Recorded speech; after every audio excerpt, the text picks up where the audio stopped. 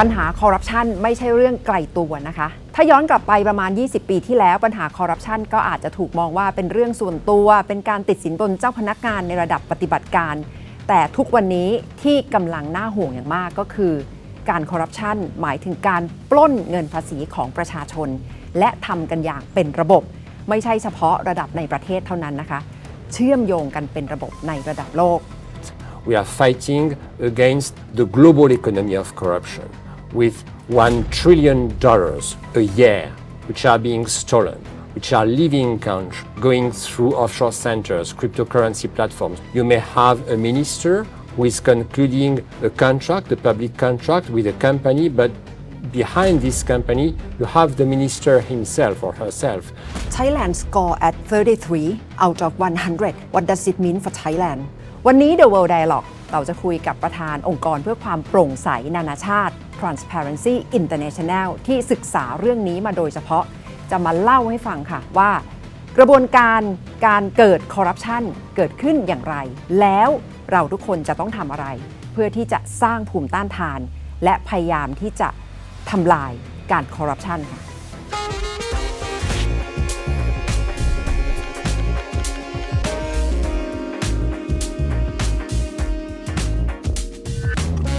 How do you see the anti-corruption which is happening around the world? The fight against corruption is by nature a global fight. We are fighting against the global economy of corruption with $1 trillion, 1,000 of billions of dollars a year, which are being stolen, which are leaving countries, going through offshore centers, cryptocurrency platforms to be invested in a few countries in the north, including my home country, France, and what others, the UK, the US, a few countries. So that is the evil we are fighting against. So that we need international cooperation against this evil, and also within each country, we need cooperation between all stakeholders, not only the governments, but the governments need civil society to fight against corruption, the government needs businesses to fight against corruption, needs scholars, universities, so we need coalitions at domestic level, at international level. And what we need is political will for transparency, not to be a transparency on paper, but to be a real enforced transparency so that citizens effectively benefit from public money, public resources, and those resources are not distracted by corrupt leaders. How does that happen with $1 trillion being stolen from the public? You have individuals who are on both sides of the table. You may have a minister who is concluding a contract, a public contract with a company, but behind this company, you have the minister himself or herself. You have the family, you have relatives, you have friends. So that people are contracting with themselves, and the public money they are responsible for, they are giving it to themselves. And then this money is being put on foreign account, it's being transferred, it's being wired from an account to another one. It may go, as I said, through cryptocurrency platforms, so it leaves the country. And this creates a vacuum, because obviously $1 trillion, when it disappears worldwide, but you may have some countries where several billions a year are being stolen, it creates a vacuum. The money is no longer there to finance education, to finance health, to finance infrastructure, so that these public services are dysfunctional. And it creates opportunities for a lot of people with even a minimum amount of power to sell the access to dysfunctional services to innumerable victims in exchange for monetary or sexual bribes. Why should ordinary people care about corruption? Ordinary people in most countries worldwide, they care about corruptions because they are victims of corruption. Because women are victims of corruption when they cannot access health services for their families without being forced to sexual corruption. Because people can't exceed education without paying bribes, because people lack the infrastructure that the country would have been able to finance if public money hadn't been stolen. In every country, you have the weakest, the socially weakest, the poorest who are suffering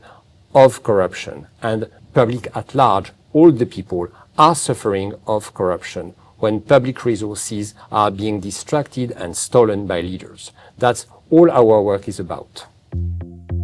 สรุปก็คือการทุจริตในวันนี้ไม่ใช่แค่การโกงเงินจากงบประมาณของประเทศหนึ่งเท่านั้นนะคะแต่ว่าเงินเหล่านี้ยังถูกส่งต่อไปยังประเทศปลายทางผ่านกระบวนการที่ซับซ้อนอย่างเช่นการโอนเงินระหว่างประเทศการฟอกเงินผ่านแพลตฟอร์มดิจิทัลหรือการลงทุนต่างๆแน่นอนว่านักการเมืองเพียงคนเดียวหรือกลุ่มคนที่ได้รับผลประโยชน์จากการทุจริตระดับท้องถิ่นหรือระดับประเทศก็คงจะไม่สามารถทำเรื่องนี้ได้เพียงลำพังถ้าไม่มีเครือข่ายผู้สมรู้ร่วมคิดคอยจัดการอยู่เบื้องหลังแล้วคนเหล่านี้คือใคร Looking back probably like the past 2 decades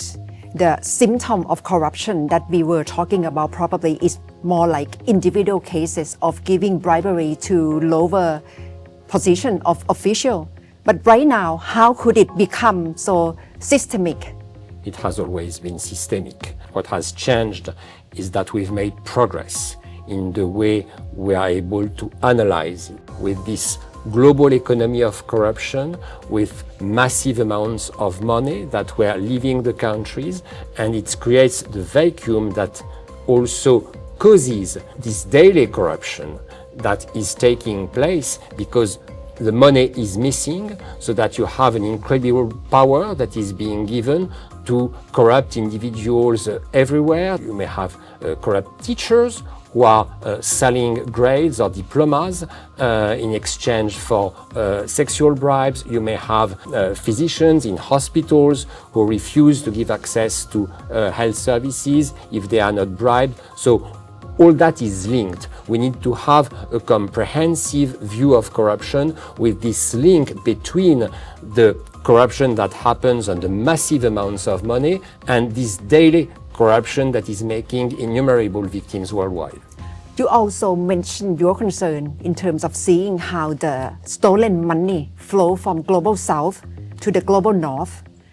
What can be disruptive factor of breaking this cycle? Well, a very important disruptive factor is that the global north stops receiving the money. Right? And there is an important responsibility and complicity of the global north in receiving this money, because this money is not arriving in a few northern countries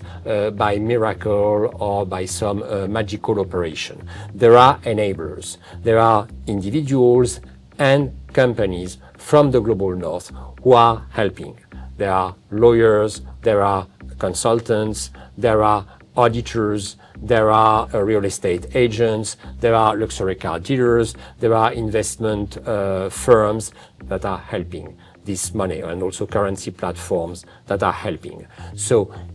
there has to be a much better work by the countries in the north. Also those countries which have a very high CPI, which have to really refuse these flows and are able to confiscate the assets that are being purchased with that money so that these assets go back to the countries where money was stolen from. Have you developed any mechanism to have checks and balance of this flow between global north and global south? We have developed mechanisms of judiciary cooperation or cooperation between civil society organizations from the south and the north. It's the strength of a global movement to often have chapters at both ends of the illicit flow, so that at least at one end, the receiving end, when you have more robust institutions and you have corrupt leaders who like to put their money, you may also have judiciary systems that are more or less functioning, so that our chapter in the country, which is the receiving end, also can help in mobilizing its country's judiciary system so that we can identify the assets and seize them and return them to the country where the money was stolen from. But what we need also is to know who's behind the legal entities that are being used to channel this money. And you have companies that are being formed to channel that money. It is important for public procurement at the national level so that we know who is obtaining a public contract from the government, and we also need to know who is behind the company that is investing in a luxury mansion somewhere in the French Riviera or investing in capital markets in New York or London. We need to know who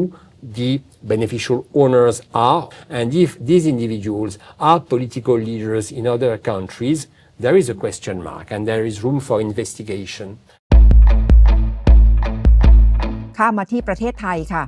ในช่วง6ปีที่ผ่านมางบต้านโกงของบ้านเราพุ่งขึ้นไปเกือบ4เท่าตัวนะคะแต่ว่าโครงการส่วนใหญ่ก็ยังวนเวียนอยู่กับการจัดสัมมนาหรือรณรงค์แบบเดิมๆสวนทางกับหน้าข่าวที่เราเห็นแทบจะทุกวันปัญหาการทุจริตไทยยังสะท้อนผ่านดัชนีการรับรู้การทุจริตหรือ Corruption Perception Index CPI ที่ไทยได้แค่33คะแนนและอยู่ที่อันดับ116ของโลกคำถามก็คือแล้วเราจะต้องแก้ปัญหาจากตรงไหนเพื่อทลายวงจรอุบาทนี้ให้สิ้นซากและคุ้มค่ากับเงินภาษีของประชาชนจริงๆ There is only one recipe to be successful against corruption, that's political will to end impunity for corrupt people to be really sentenced when they are found culprits.We need to have real prevention systems in place. So we need to enforce the laws that exist, and we need the anti-corruption institutions to be adequately resourced and free of political or other individual interferences. นี่ไม่ใช่แค่มุมมองขององค์กรเดียวนะคะ องค์กรระดับโลกอย่าง OECD ก็เพิ่งประเมินไทยไปเมื่อไม่นานนี้และสรุปในทิศทางที่คล้ายกันไทยมีกฎหมายมีองค์กรอิสระมีแผนยุทธศาสตร์แต่สิ่งเหล่านี้ยังไปไม่ถึงภาคปฏิบัติและไม่ได้เปิดให้ภาคประชาสังคมและประชาชนมีส่วนร่วมอย่างจริงๆจังๆและขาดระบบที่คุ้มครองผู้แจ้งเบาะแสการทุจริตอย่างครบถ้วน Well, in order to break this chain of corruption, we need to have open governments that are open to discussing and engaging with citizens, with civil society. We need citizens to be informed of the uses of public money because public money belongs to the citizens. So that citizens have to be informed about the public resources of the government, about how money is spent, how much money is being borrowed. So all that information has to circulate so that citizens have to be able to debate. And when you have this open democracy, you have less corruption because corruption is always abuse of power, and abuse of power is taking place when you have a power which is too concentrated and too secretive. And you can't have closed door, strategies that would be more or less put together by governments with a few businesses and a few individuals trying to organize a transparency which would only be a transparency on paper. We need to open this up, to open this to civil society organizations, and citizens have also to organize themselves through organizations so that they can voice up their concerns. การรอให้นักการเมืองเปลี่ยนพฤติกรรมหรือรอให้ระบบเข้าที่เข้าทางอาจจะต้องใช้เวลาแต่ยุคนี้เรามีตัวช่วยที่ทำงานได้เร็วกว่านั้น And now artificial intelligence is being used by some of our national chapter within our Transparency International movement, also used in cooperation with anti-corruption agencies to detect corruption patterns. We can put a lot of data in a system and we obtain the pattern, we obtain the image of corruption taking place, or of public money being diverted, of subsidies being misused, of conflicts of interest also between political leaders and private interests and companies. And how does AI help in terms of digital governance? The fact that services become digital, obviously reduces in some services human interaction that's been proved to be exposed to corruptions, public services such as immigrations, customs, some controls. I'm not saying here that human beings should be replaced everywhere by machines, but clearly digital government is a progress in the fight against corruption. พอต้องทนอยู่กับคอร์รัปชันซ้ำซากและสถาบันหลักๆไม่สามารถเป็นที่พึ่งได้หลายๆคนมักจะมองหาอัศวินขี่ม้าขาวหรือผู้นำที่เด็ดขาดที่สัญญาว่าจะเข้ามาจัดการทุกอย่างให้จบๆไปแต่คุณวาเลรียองเตือนว่านี่คือภาพลวงตาที่อันตรายค่ะเพราะว่าการรวมศูนย์อำนาจไว้ที่คนเพียงไม่กี่คนไม่ได้ทำให้คอร์รัปชันหายไปแต่ยิ่งทำให้การตรวจสอบทำได้ยากขึ้นและสุดท้ายอำนาจนั้นก็อาจจะถูกนำไปใช้เพื่อผลประโยชน์ของตัวเอง Now we have another concern, which is the rise of authoritarianism, which is this idea that authoritarianism is efficient, that it's good to have power concentrated in the hands of a few individuals, whereas concentration of power always is concentration of abuse of power, and it doesn't work to the interest of the people. Now, it's a narrative that we have to fight against because some people have lost so much trust in institutions that are not functioning that they are tempted to believe that it's an easy solution, this authoritarian solution. It doesn't work over the medium to long term. It doesn't work to the benefit of the people. It only works to the benefit of the power holders. Young people in Thailand probably feeling like their future is being stolen because of corruption. What's your message for them? My message is for every country that there is a future. There is a future with corruption drastically reduced. There is a future with no more corruption preventing youth from acceding to education, to jobs. So that's the message, and that they have to keep confidence